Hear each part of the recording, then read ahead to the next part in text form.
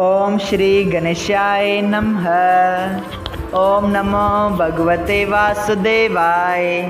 हरे कृष्णा कृष्ण कृष्णा हरे हरे, हरे राम राम राम हरे हरे।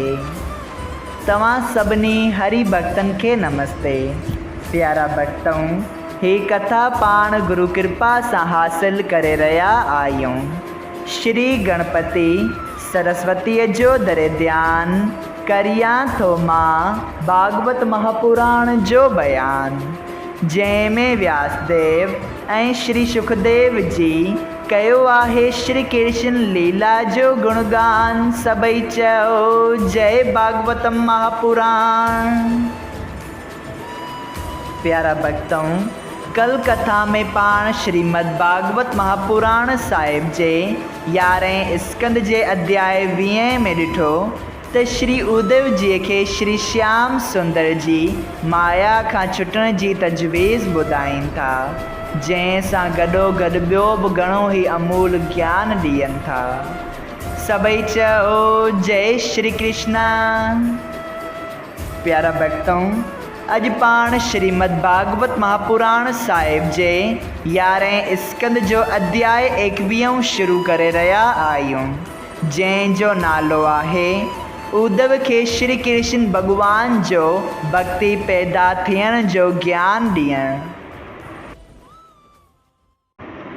श्री श्याम सुंदर जी चयो, हे उद्धव, जेको माण्हू इहो सुमार्ग भक्ति ऐं ज्ञान जो जेको मूं तोखे ॿुधायो आहे सो छॾे जेकॾहिं ॿिए पासे मन लॻाईंदो त उहो कुकर्म करण सां 84 लख जूणियनि ऐं नरकनि में ॾाढा दुख पाए आवागमन खां कॾहिं बि कोन छुटंदो। जेको माण्हूअ जो शरीर पाए परमेश्वर जो भॼन ऐं सुमरण नथो करे, तंहिंखे वॾो मूर्ख ऐं अभागो सम्झणु घुरिजे। जेको माण्हू 8 ई पहर पंहिंजी मौत खे यादि रखी पंहिंजे वरण जे धर्म मूजिबि हले थो, तंहिंजो संसार में जनम वठणु सफलो आहे। पंहिंजे धर्म छॾे ॾियण जहिड़ो ॿियो भारी पाप कोन्हे। जेको धर्म 4 वर्णन ऐं आश्रमनि जे वास्ते वेदनि में लिखियलु आहे सो कर्म करे आचार ऐं लछण सां रहे त हर रोज़ ज्ञान ऐं धर्म वधण सां उनखे मुंहिंजे मिलण जी वाट ॾिसण में ईंदी। नेम ऐं आचार धनवान ऐं कंगाल ॿिन्हीअ खां थी सघे थो। पुॼंदे वारो मल मूत्र वग़ैरह खां पोइ पंहिंजा कपिड़ा बदिलाए, पर कंगाल माण्हू जंहिं वटि ॿियो कपिड़ो न हुजे उहो साॻी ई हालत में पंहिंजो नेम रखे। सुकुल अनाज हवा लॻण सां पवित्र रहे थो, चंडाल जे छुअण सां बि अशुद्ध नथो थिए। सोटी कपिड़ो धोअण सां पवित्र थिए थो। रेशमी कपिड़ो जेसिताईं पहिरें दुशा फेरणु नथो वञे ऐं भोजन करण वक़्तु या सोतक में नथो पहिरिजे, तेसिताईं उहो शुद्ध रहे थो। उनखे धोअण जी ज़रूरत न आहे। पितल जो बर्तन खटाण ऐं रख सां मिलणु ऐं चांदीअ जो बर्तन धोअण ऐं सोन जो बर्तन हवा लॻण सां पवित्र थिए थो। जेकॾहिं कंहिं बर्तन या कपिड़े खे मलमूत्र लॻे त जेसिताईं उन जी बांस ऐं दाग न छुटे तेसिताईं उहो अपवित्र आहे। माण्हूअ जो बदन हर रोज़ स्नान ऐं संध्या तर्पण ऐं होम करण सां शुद्ध रहे थो। ज्ञानी माण्हूअ खे सभ खां शइ ठाकुर जीअ जो भोग लॻाए पोइ वर्ताइणु घुरिजे। भोग लॻाइण खां सवाइ का बि शइ खाइणु मास ज़हरी आहे। माण्हू भोजन ठाहिण वक़्तु पंहिंजो नालो न वठी ऐं ईअं चवणु घुरिजे त ठाकुर जीअ जे भोग लॻाइण वास्ते भोजन तयारु करियो। अहिड़ी तरह जे अभ्यास रखण सां सभिनी पापनि जी पार अहंकार छुटी वञे थो। बेअक़ल ॿार खे नेम ऐं आचार रखणु वाजिबु न आहे। जो 5 वरियनि जी उमिरि ताईं को बि पाप ऐं पुञ नथो लॻे।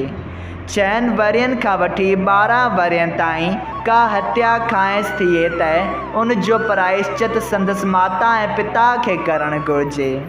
तंहिंखां पोइ जेको पाप करे त उन जो प्रायश्चित खेसि करणु घुरिजे ऐं विपत पवण सां को अधर्म करे पंहिंजो पेट पाले त पाप नथो लॻे, पर ताक़त रखी धर्म छॾे ॾियण में पाप लॻे थो। जीअं सभिनी धर्मनि जो वीचार रखणु ब्राह्मण खत्री ऐं वैश्य उत्तम वर्ण खे वाजिबु आहे ऐं नीच ज़ात जे वास्ते कुझु आचार ऐं वीचार नथो रहे, तीअं छत ते सुम्हियल माण्हूअ खे हेठि किरण जो डपु आहे, पर ज़मीन ते सुम्हण वारे खे किरण जो डपु असुलु कोन्हे। तंहिं करे जेसिताईं थी सघे तेसिताईं पाण खे अधर्म करण खां बचाइजे। जेतिरो पाप घटि कंदो ओतिरो हिन जे लाइ हर रोज़ु चङो थींदो। जेके माण्हू सुंदर स्त्री ॾिसणु, इत्र वग़ैरह सुंघणु, चङे भोॼन खाइणु ऐं कोमल सेजा ते सुम्हण सां ख़ुशि थी सभिनी क़िस्मनि जो सुख घुरनि था, तिन खे सवाइ दुख जे ज़रे मात्र बि सुख मिलणो न आहे। संसारी तमनाऊं जे सभिनी दुखनि जी पार आहिनि, तिन खे छॾे ॾियण वारा ई ॾाढो ख़ुशि रहनि था। जहिड़ी तरह संसार में ख़्वाहिशूं सभिनी खे दुख ॾियनि थियूं, तहिड़ी तरह सुर्ग में बि टे शयूं दुख ॾियण वारियूं आहिनि। हिकिड़ी इहा त ॿियनि खे पाण खां ऊचे सिंघासन ते वेठो ॾिसी हसद जो पैदा थियणु, ॿियो पंहिंजे समान वेहण वारे सां झगड़ो थियणु, ऐं टियों हेठि वेंदड़नि खे अपमान जी वाट सां नंढो सम्झणु। तंहिं करे सुर्ग जी बि इच्छा न रखणु घुरिजे। जेको माण्हू संसारी सुख जी ख़्वाहिश नथो रखे ऐं हरी चइननि में ध्यानु लॻाए रहे थो, सो महापल्य ताईं मुंहिंजे वेंकट आस्थान में सुख भोॻे ॿियो जनम नथो वठे। हे उद्धव, जो माण्हू मूंखे परमेश्वर ॼाणी हिकिड़ो दफ़ो बि सचे मन सां मुंहिंजो सुमरण ऐं ध्यानु करे थो, तंहिंखे मां नथो विसारियां। तंहिं करे माण्हूअ खे वाजिबु आहे त शास्त्र मूजिबि पंहिंजे धर्म ते क़ाइमु रही मुंहिंजे चइननि में प्रीत लॻाईंदो रहे। सभई चयो जय श्री कृष्णा।